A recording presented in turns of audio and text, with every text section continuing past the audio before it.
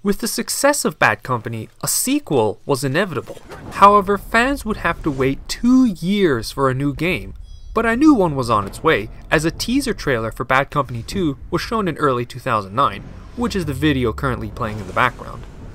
It wouldn't be until March of 2010 when the world finally laid eyes on Battlefield Bad Company 2. But once again, before I talk about the game, I want to highlight some of the marketing material used to promote this game and why I immediately should have noticed some red flags. The first trailers I saw were the 2 Squad Stories trailers, one depicting a squad of American soldiers while the other Russian soldiers. Decent trailers, but my initial reactions were, where's the Sarge? Where's Sweetwater, or Haggard, or anyone from the first game? But because these were made to promote the multiplayer, I gave them a pass. Eventually, the campaign reveal trailer was released, and that's when I noticed something was wrong.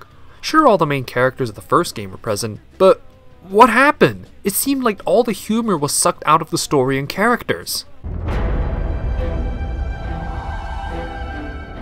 They're building a weapon.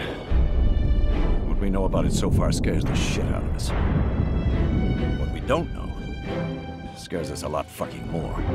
At first I thought, okay, they're playing it serious in the trailers, but in-game, they're going to be back to the lovable goofballs I know and love. Boy, was I naive back then.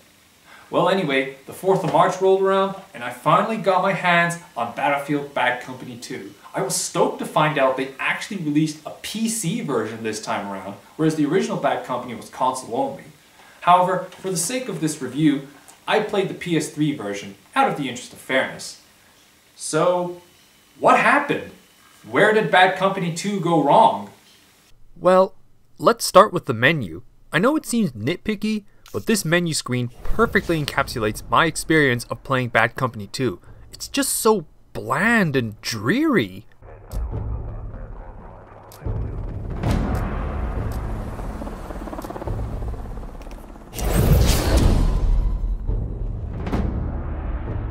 Juxtaposed to the menu of Bad Company 1, which had that upbeat music, it's a total contrast in mood.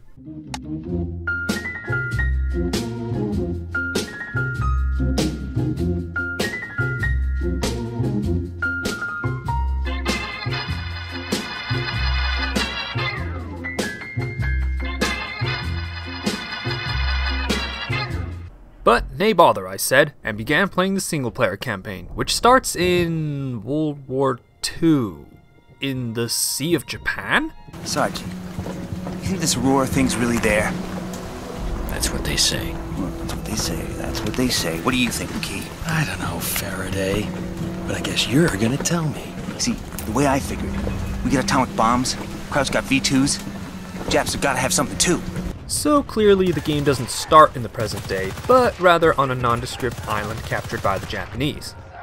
This mission requires you to rescue a scientist who is working on a secret weapon, more on that later. The mission is a success, but then immediately everybody dies.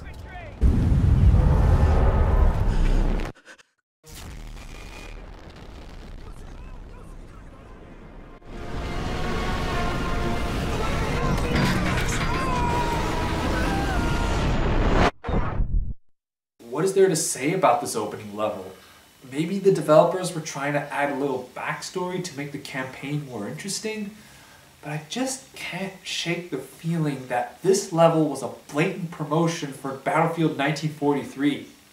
You're not fooling anybody, DICE, because I didn't even play that game.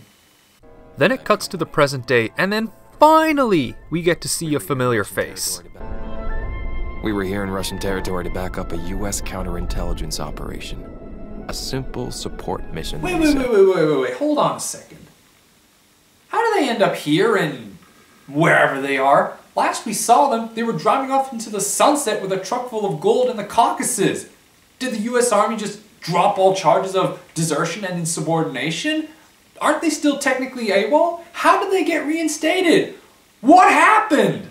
The game doesn't explain anything, nor does it reference anything from the previous game, except for this one corkboard in the background. So I guess all events in the first game just didn't happen.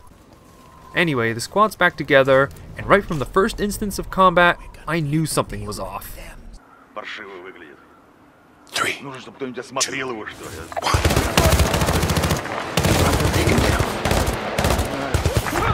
Tango's down. Did you see that? I clearly missed, but they all died anyway. The game's playing itself, man! And herein lies my biggest problem with this game. Bad Company 2 is heavily scripted and forces the player on a particular path, giving them no free rein to roam around and explore. Sure, Bad Company 1 was linear in the sense that you had to follow certain objectives, but that game didn't restrict the player to a narrow corridor and allowed players to freely roam and explore. Heck, the game even touted itself as a sandbox game. Hey, welcome to the sandbox. This is the opposite of what a sequel should do. A sequel should improve upon its predecessors, not regress. I would have loved to have seen the sandbox-style gameplay improved upon. Maybe populate the large levels with more soldiers and vehicles. Give the players certain objectives to complete and allow them to complete them out of order. But no, instead, the game has been transformed into a linear shooting gallery. Whoopity fucking do. There are some improvements to the game, such as being able to carry 2 weapons rather than just a primary weapon and a gadget. The AI on both the squad mates and enemies seems to be improved, and environmental effects seem to be improved as well. But the biggest improvement is that now entire buildings can be reduced to rubble, rather than just destroying individual walls. Also, the health meter is gone and replaced with regenerating health. Personally, I prefer knowing how much health I have left, and stabbing myself with the auto-injector over and over again, I find hilarious. So what about the game's story? Well, it starts in Russia, I guess. The squad is tasked with a simple retrieval mission, but as expected, things don't go too smoothly. Can't this piece of junk go any faster? No, it can! It's a diesel! Just ride! Oh, you gotta be fucking kidding me! But of course, this is B Company, and they get the job done. Whoa. Now this is interesting. But unfortunately, the package they retrieve is a fake. Now this object you found, we got an asset in Bolivia. This is his specialty. Name's Aguirre. Give him this. So it's off to Bolivia to find this Aguirre character. It's in this level where the weapons supply crate is introduced, where you can swap out weapons during the mission. While it's a great addition to the game, and I appreciate the level of variety it provides, this sort of thing would be more appropriate if the game had taken the sandbox approach. Think about it. In larger levels, you'd want the option to switch weapons in order to adopt different landscapes and enemy types. But here, it feels a bit excessive. In a linear environment with the same enemies spawning in droves, inevitably, you'll end up sticking to the 2 weapons you like the most and neglect the others. This makes weapon collecting pointless. Speaking of collecting, that's another thing this game is lacking in. Collectibles. Yes, there are the various collectible weapons scattered throughout the levels, but where are the crates of gold? Instead, there are these MCOM stations that you have to blow up. But with the levels being linear, the challenge of finding them is greatly reduced. While there weren't any rewards for finding gold in Bad Company 1, at least there was a sense of challenge and accomplishment in locating them because they were well hidden. Plus, they served a purpose of encouraging players to scrutinize every nook and cranny of the levels they were playing in. Bottom line, the MCOM stations are pointless. Well, I guess they do give you trophies, if you really care. So anyway, the squad fights through the jungle and finally catches up to Aguirre, only to find out that he's been captured by mercenaries. This leads into a sniping section. 2 tangos on the far pier.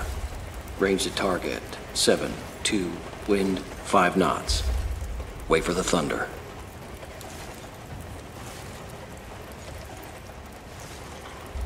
Far weather. How very uncharacteristic of Haggard to be sitting there patiently and not going in guns blazing. Did they not see what he was like in the first game? Oh, man! I should have joined the Air Force! That's what I call an explosion! Is that a silencer? Where did Haggard go? There's gold in them hills! And what's the point of being stealthy if you've left behind a trail of corpses? Besides, they don't even stay cloaked for that long, because as soon as they reach an outpost, all notions of being stealthy are abandoned. Also, amazing how it was pouring rain one minute, and now it's a bright sunny day. I guess the rainforest has more unpredictable weather than Australia right now. Aguirre is taken away, and I'm surprised it's taken the ones escorting him this long to finally notice they're being followed. Then the squad gets ambushed by a tank, which is then quickly disposed of. Shoot the guy threatening to kill Aguirre, and I guess the helicopter in the background just leaves. Okay. Alright, so a couple of months back we set up a relay off an old French weather satellite. Hook into this Georgian Milnet. Found out plenty. The dummy weapon was just part of it. Then these guys showed up. They got all your intel? Yeah. No backups? Where?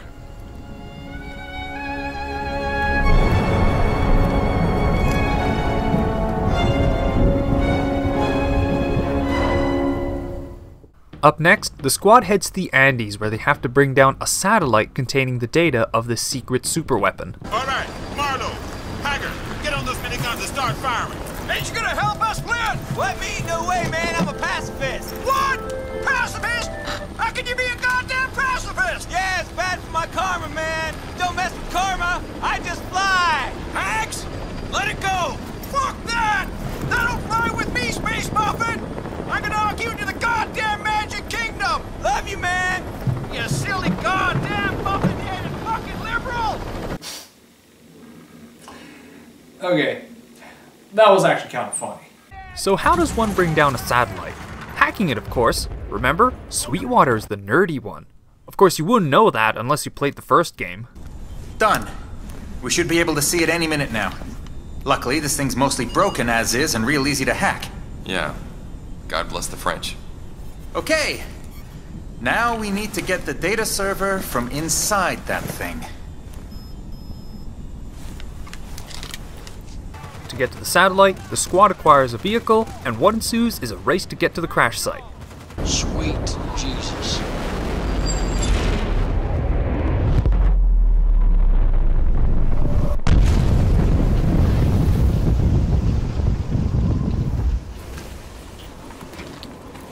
That is the greatest thing I have ever seen in my entire life. Let's just go get the damn satellite. Okay, two things. One, how did that satellite not completely burn up upon entering Earth's atmosphere? I'm pretty sure satellites are designed to completely disintegrate when passing through the atmosphere in order to minimize falling debris. Second, you stand that close to an impact that big, you're fucking dead. You and everyone within a couple kilometers of the impact zone. And now for what is quite possibly the dumbest move the squad ever made. Sergeant Haggard split up to find a vehicle, while Sweetwater and Marlowe secure the data server. Why they couldn't just stick together is beyond me. But then, Sweetwater leaves to find the Sarge, leaving Marlowe alone in a blizzard with the data server. This leads to the worst mission of the game.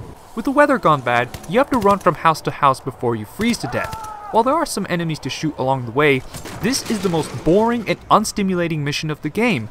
And this freezing to death mechanic is never used again, nor is it in the multiplayer, so what's the point? At the bottom of the mountain, the squad finally regroups and hands the data server over to Aguirre. This is a scalar weapon. Beautiful, isn't it? But you can't be serious. You never heard of Operation Aurora? Well, yeah, I have, but look, even if you could produce a scalar field... First to be a localized Carrington event in the troposphere. Stop. In English. Alright, a scalar weapon creates very powerful electromagnetic pulses. So they trigger it in the right spot, down goes the US power grid. Then as our fine country slips into total fucking anarchy, the Russians decide to come knocking. The end. So we better find this guy. Arkady Kirilenko. Shit. Ain't that the fella you didn't shoot? He's connected to this project? Kirilenko is the project, but we move this second or he's gone. Remember how the first game was simply about a ragtag team of idiot soldiers looking for gold? Yeah, me neither. I should clear this with Braidwood. No. He'll just send some special ops douchebags with pussy-ass heartbeat monitors on their guns instead of us. It's funny because Call of Duty Modern Warfare 2 had heartbeat monitors. Ah, fuck! The next mission lands the squad in Chile, where they piggyback on an armored battalion. The This mission involves driving a tank and advancing towards the city. Occasionally, you leave the tank to control a UAV in order to take out enemies from afar. And now's a good opportunity to talk about another major problem I have with Bad Company 2, and to an extent, the whole modern military first-person shooter genre. It's a problem I call set-piece syndrome. And this mission is a prime example, as this is the only mission where you get to control a tank and UAV. In other words, set-piece syndrome is when a game introduces a new mechanic in the form of a new gadget or vehicle, a set-piece if you will. However, the game limits its use to only a few levels, not allowing the player to use it on their own accord. To briefly list some examples I've encountered so far, the chase sequence where you launch grenades from the back of a truck, the sniping section where you mask your shots with thunder, firing the minigun from aboard the helicopter, the chase sequence through the mountain, and now the tank and UAV. And that's not even all of them. There's still about a third of this game to get through. Sure, Bad Company 1 suffered a bit from set-piece syndrome as well, with the helicopter mission and artillery sections, but at least that game gave you the option of using a tank or armored vehicle during most missions when the opportunity presented itself. So the squad reaches the city in search of Kirilenko. They don't find him, but conveniently come across a Russian soldier who knows his whereabouts. What'd you say to that prisoner, Sergeant? Nothing. Just told him why we were here. He just gave it up. Yep. Said he had family in Houston. Texan. Sometimes people are just people, man. In other words, he's only a person because he's from Texas. Why do I get the feeling that a lot of your southern friends share the same sentiment? Hey, Haggard? Following the trail to Kirilenko leads to another turret section, this time on the back of a Humvee. Then the squad charges through a town, getting the absolute shit bombarded out of it, until they reach this drainage pipe, which conveniently leads to the house or barracks or lair that Kirilenko is in. Sarge, it's a shipping manifest. The Sangre de Toro. So who sent you? We need to go now as opposed to later? Aguirre sent you, didn't he? He's a clever adversary, you know. A fine move to capture me here. Sarge! Adversary. He's played well to get this far. So have you. I grant you that. This guy sounds about as Russian as Ivan from Devil's Third. And wouldn't you know, the sneaky cunt gets away. The shipping manifest leads the squad to the Atacama Desert, where the Sangre del Toro is located. After Haggard uncharacteristically snipes a gunner from a Russian vehicle, the squad commandeers it and investigates a surveillance outpost. From there, you're given 3 separate points to investigate. And this is what the game needed more of. Large, open-ended levels where players can freely explore and complete objectives at their own pace. This is a much welcome change of pace from the otherwise heavily scripted and linear sequences that dominated this game. Unfortunately, this is the only level of its kind in this game, and it just goes to show what a massive missed opportunity it was. The objective here is to reach 3 separate terminals in order to zero in on the Sangre del Toro. Even though I've never been a big fan of desert-themed levels, this is still by far the best part of the game, showcasing a variety of ruins and urban areas with plenty of easy sniping targets for the picking. The best part about this level though, you can freely explore and complete the level at your own pace, as you should be able to. Also, this level has the dolphin gun. I like the dolphin gun. Once all terminals are reached, Marlowe zeroes in on the missing ship and heads over to investigate and find out why Kirilenko was looking for it. At the end of the desert road, the ominous missing ship is found, and finally, a significant link to the prologue mission. Well, this whole Operation Aurora thing, I think I just found part of it. It looks like we knew the Japanese had scalar tech as early as 43. This Operation Aurora was a suicide mission. We sent these guys in to die. All of them. Wyatt, Faraday. Wyatt? They knew? Yeah. Rushing to get to Aguirre, the squad gets shot down by a javelin missile, leaving them scattered throughout the jungle. Hey, remember that mission in the first game where you get separated from the squad and were given only a pistol to fend for yourself until you found a better weapon? Let's do that. Only this time, it's in the bright daylight, you're immediately paired with Sweetwater, and then given the .50 caliber rifle. What a cop-out. Alright, so Sweetwater and Marlowe fight their way through the jungle, regroup with the Sarge and Haggard, but decide to rescue their pilot, much to Aguirre's dismay. Shit, I don't know about you, but I think it's time to go and rescue us a calmly pinko liberal pilot called my friend. Haggard, for once, I completely agree with you. By the way, the pilot's name is Flynn. I'm surprised it's taken me this long to name drop him, considering he's the only likable character in this game.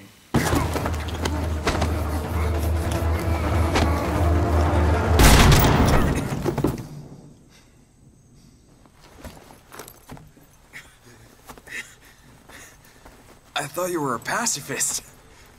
Sometimes even the Buddha had to kick a little ass.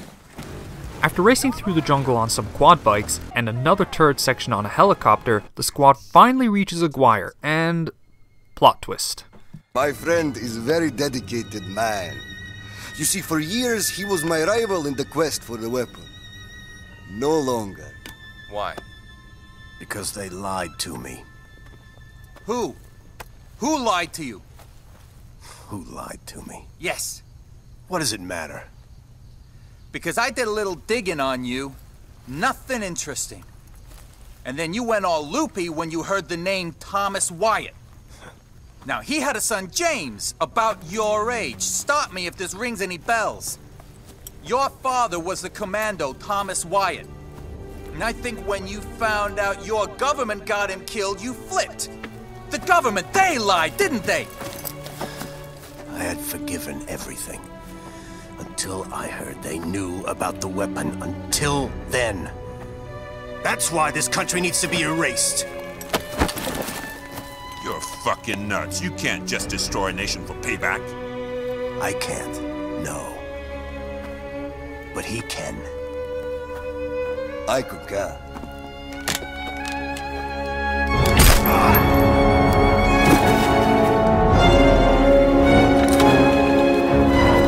Because the plot of this game just wasn't unnecessarily complex already. Man, I sorely miss the simplicity of the first game.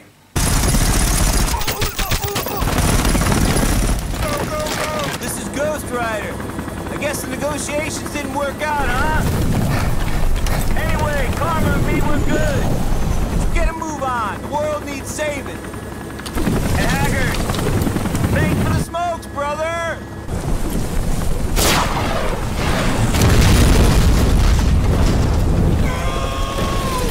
And they just had to kill off the one likable character in this game. Fucking thanks! So they're trapped in the jungle with no way out. Their pilot is dead, and they just handed over the last piece of the scalar weapon. What could possibly save them? Why, plot convenience, of course. They steal a radio from a mercenary who was given orders in English for some reason. The Russian colonel is moving to the harbor. We cannot find the Americans. Be vigilant. And wouldn't you know it, they were conveniently on the edge of the jungle and make their way into a large city, which according to Wikipedia is Quito, the capital city of Ecuador. I'm telling you this because the game certainly didn't! They fight their way through the city, charge through a mortar barrage, and into the canals. Yeah! Oh, smells like... This smells like Jersey! However, it's too late, as the scalar weapon is fired. Hags, come on now. If you leave, no more T-bone steaks, man. Yeah. No more buying AR-15 ammo at the mall. No more shooting trespassers on your porch. No more biscuits and gravy. No more Super Bowl Sundays. No more Dallas Cowboys cheerleaders. Shit. That's Tor. Get out of the way! I gotta save me some cheerleaders. There you are! That's the idiot redneck Haggard from the first game that I know and love! What took you so long to get here? Hey, the plane's moving! Look at the size of that thing! That's an AN-225. Mira means dream. It's an enlarged version of the AN-124. Biggest ever built, can carry 253 tons of equipment. What? I can know stuff. Are you sure, Haggard? I think that's the AN-124. This is the AN-225. The race is on to reach Kirilenko's getaway plane, and in what I'm sure is not the most unrealistic part of the game, the squad literally run after it. It was a long night. waiting, planning. But that thing about always darkest before the dawn? Sometimes you just need to turn on a light. The final mission involves navigating through the plane and finding Kirilenko. The squad reaches the cockpit, but Kirilenko is nowhere to be found. Gentlemen, all the compound you have given me will shield us from the blast. Oh, and for that, I'm very grateful. Enjoy. It's not entirely true we couldn't get into the weapons room, is it? Well, no, but... Ah, fuck it already. Retirement would have been born anyway. What are you doing? Get back, boys.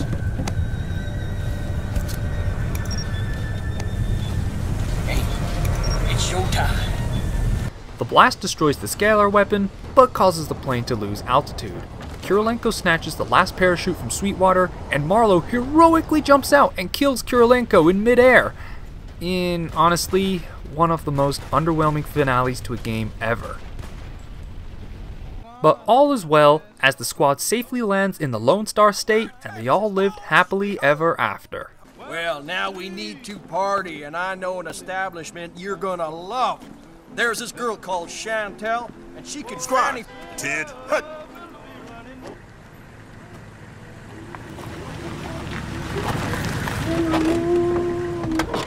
Gentlemen! Sir. At ease. You have the heartfelt thanks of the United States government. Now, I'm sorry as hell to say this, but I need you all to come with me. But why, sir? The Russians. They're invading. Sir! No, they're not, sir. We just blew up that fucking ultimate weapon of theirs. P.S. Invasion canceled, sir. Not here. They're coming in through Alaska. Alaska? There are times it sucks to be right.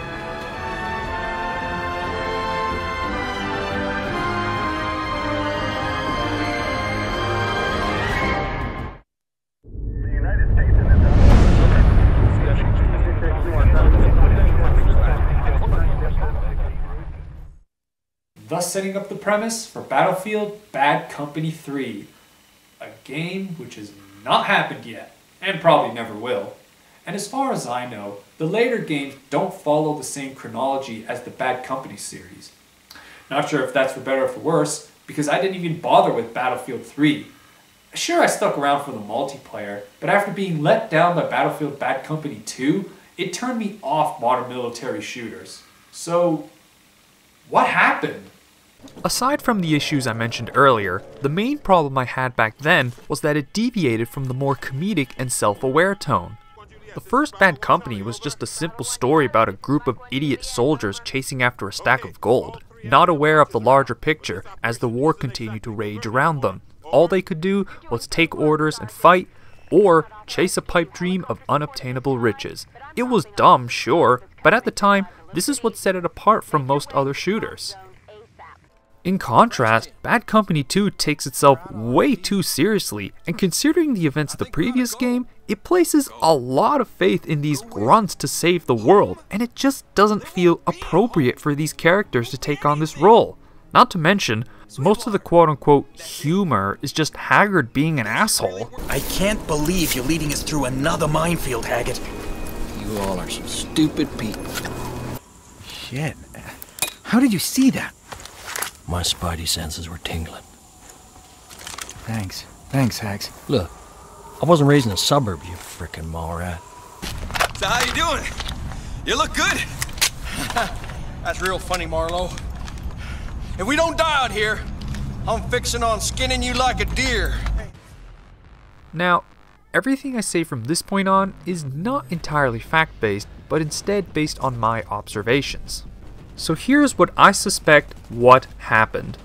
With the enormous popularity and success of Call of Duty Modern Warfare and Modern Warfare 2's multiplayer mode, I imagine that publishers shifted their focus towards more multiplayer-based games. As a result, the emphasis on single-player campaigns and stories diminished, and shooters were sold based on their multiplayer experience. Just by looking at reviews of Battlefield 3, you can tell that the game's single-player campaign was abysmal. So you may be asking, what does this mean for games in the long term? Well, the result of emphasizing multiplayer over single-player means the game suffers in regards to longevity. What happens when the player base diminishes, or the servers are shut down and multiplayer ceases? All you're left with then is a worthless, mediocre single-player campaign that nobody gave a shit about in the first place. And this is evident when you consider how much I paid to get these games. For a second-hand copy of Bad Company 1, I paid around $12 at my local game store. You want to know how much I paid for Bad Company 2? $4.